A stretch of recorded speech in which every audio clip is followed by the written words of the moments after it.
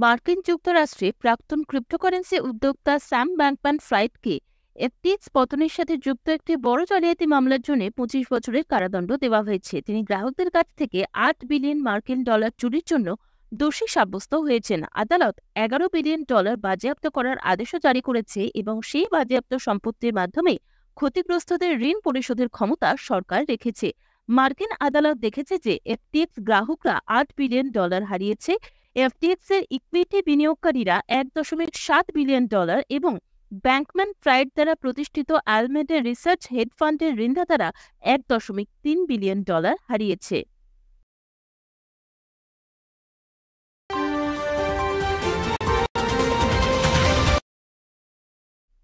সরকার বাধ্যতামূলকভাবে গমের মজুদের অবস্থান ঘোষণার নির্দেশ দিয়েছে।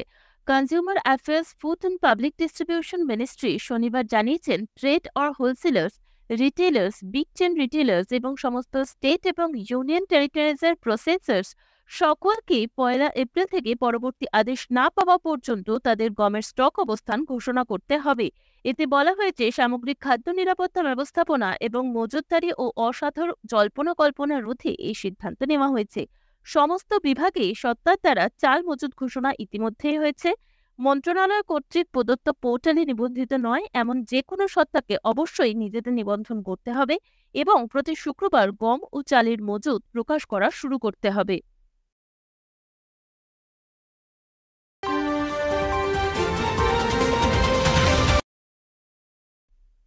গভর্নমেন্ট ই মার্কেটপ্লেস জিইএম বর্তমান আর্থিক বছরে মোট merchandise value জিএমভি-তে record $4 lakh crore টাকা দিয়ে ক্লোজ করেছে। এটি আগের অর্থ বছরের তুলনায় তার জিএমভি দ্বিগুণ করেছে।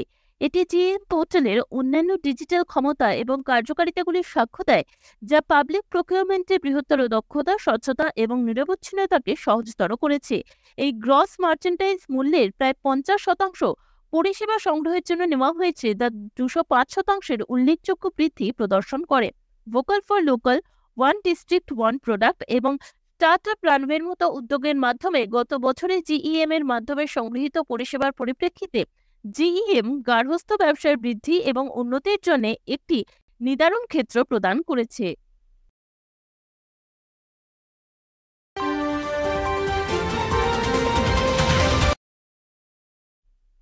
28 মার্চ 2024 বৃহস্পতিবার বেঙ্গালুরুতে light combat aircraft Tejas MK-1A Hindustan aeronautics limited facility থেকে প্রথম ফ্লাইট সফলভাবে সম্পন্ন করেছে।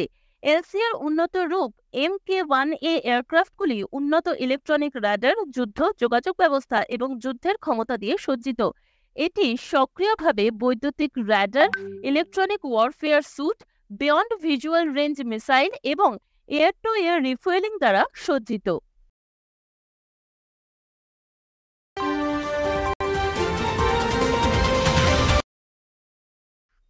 টাটা মোটরসের একটি unit Tata passenger electric mobility TPEM 2024 সালের শেষ নাগাদ ইলেকট্রনিক ভেহিকলসের জন্য 5000 পাবলিক চার্জিং স্টেশনগুলির একটি দেশব্যাপী নেটওয়ার্ক স্থাপন করতে Hindustan petroleum corporation limited HPCL এর সাথে একটি কৌশলগত অংশীদারিত্ব ঘোষণা করেছে।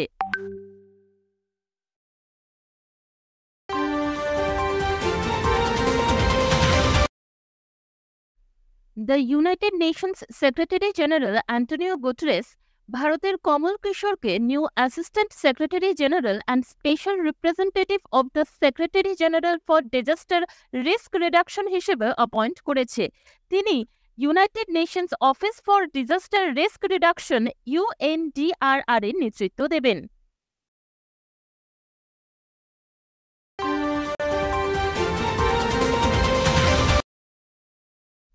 The inaugural Women's Prize for Non-Fiction, Indian-British journalist and commentator Madhumita Murgia Code-Dependent living in the shadow of AI সহ 6টি বইয়ের সংক্ষিপ্ত তালিকা ঘোষণা করেছে।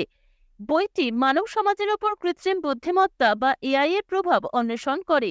এছাড়াও ফিকশন ক্যাটাগরিতে বিবেচনা করা হয়েছে চেতনা মারোর ওয়েস্টার্ন লেন বইটি।